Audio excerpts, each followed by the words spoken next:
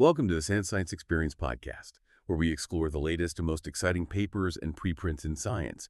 Please make sure to like and subscribe. It really helps support the Science Experience. It allows us to bring you more fascinating research. Today, we're embarking on a deep dive into something, well, profound and actually quite surprising. We're looking at how our adaptive immune system, usually the body's protector, can actually contribute to aging and age-related diseases, like time reshapes it, turning it from a healer into more of a saboteur. So just to recap quickly, when we talk about adaptive immunity, we mean that really sophisticated defense system involving T cells, B lymphocytes, these are the specialists, right? Tailored to fight specific germs, watch for cancer, help repair tissues, and crucially, not attack our own body. Self-tolerance. It's what generally keeps us healthy. Absolutely. But what's really fascinating and a bit unsettling is how that protective role can deteriorate as we age. It often starts with some pretty fundamental changes.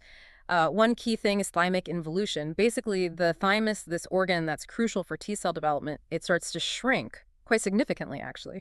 This means we can't generate as many new, diverse T cells. At the same time, something called myeloid skewing happens in the bone marrow. Myeloid skewing, what does that mean exactly? Well, it means the bone marrow starts sort of favoring the production of myeloid cells, think inflammation-related cells, over the lymphoid precursors that become those specialized T and B cells.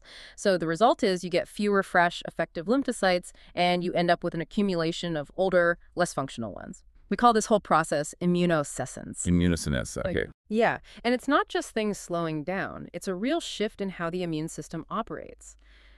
This decline means the body struggles. It struggles to clear out damaged cells, it struggles to resolve inflammation properly, and this leads to that chronic low-grade inflammation state we've mentioned, inflammaging. Right, inflammaging. I've heard that linked directly to aging itself. Exactly. It's not just a symptom of getting older, it seems to actively drive parts of the aging process. It gives us a biological target, something potentially more useful than just chronological age.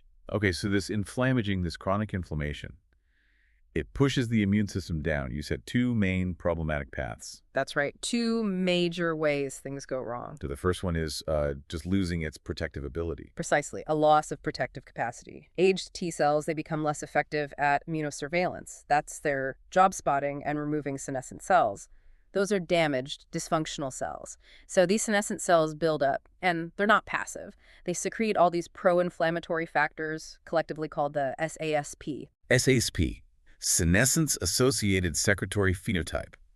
Sounds nasty. It is. It basically calls in more inflammation and drives tissue damage. And it's not just the attacking T cells, even the regulatory T cells. The TREGs go wrong. TREGs are usually the peacekeepers, right? They suppress excessive inflammation, help with tissue repair. But aged TREGs, they lose those functions. This fuels more chronic inflammation and messes up repair in places like the gut, muscles, even the brain. Wow. So they fail at their jobs. But you mentioned a second pathway. That sounds even worse. It is, in a way. It's the acquisition of pathogenic features. This is where the immune cells don't just fail, they actively become harmful, Wow. a real betrayal. Aged T and B cells can acquire these pro-inflammatory and autoaggressive phenotypes. Meaning they start attacking us. Essentially, yes. They start pumping out harmful inflammatory signals, cytokines like TNF, IL-17, and B cells might produce autoantibodies like excess IgG that directly damage tissues.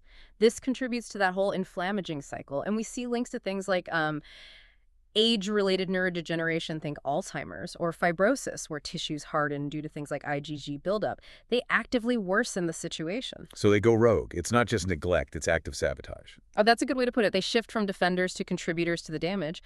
But, understanding this actually opens up new possibilities for intervention. The good news is there's real hope. We're exploring some exciting therapeutic strategies, things like neuroscience-based interventions, maybe drugs like Metformin or rapamycin they show promise in, sort of rejuvenating immune function, perhaps by tweaking cell metabolism and inflammation. Okay, tackling the root causes. Exactly. And then there are really innovative approaches, like using engineered T cells. You might have heard of CAR-R T cells for cancer. Well, researchers are developing senolytic CAR T cells. These are designed specifically to hunt down and eliminate those harmful senescent cells, the SAC factories. So, like targeted cleanup crews. Precisely. Early studies suggest they might reverse some age-related issues like fibrosis or improve regeneration in tissues like the intestine. It's about removing the bad actors. That sounds incredibly promising. So thinking about this, what's the big takeaway for us listening? Well, I think it's that immune aging is really complex. It's this duality. Even aged immune cells might sometimes play useful roles depending on the context, so just wiping them out broadly probably isn't the answer. Right, it needs to be more subtle. Exactly. We need precise immunomodulation, not just general suppression. It really makes you wonder, doesn't it? How can we best rebalance our immune systems as we age? How do we keep them as our allies for a long, healthy life and stop them from, well, accidentally turning against us? A really important question to consider. We hope you enjoyed this deep dive into the, frankly, fascinating world of adaptive immunity and aging. Before you go, please do take a moment to like this video and subscribe to our channel. It seems small, but it makes a huge difference for the Sand Science Experience. Thank you for joining us on the Sand Science Experience.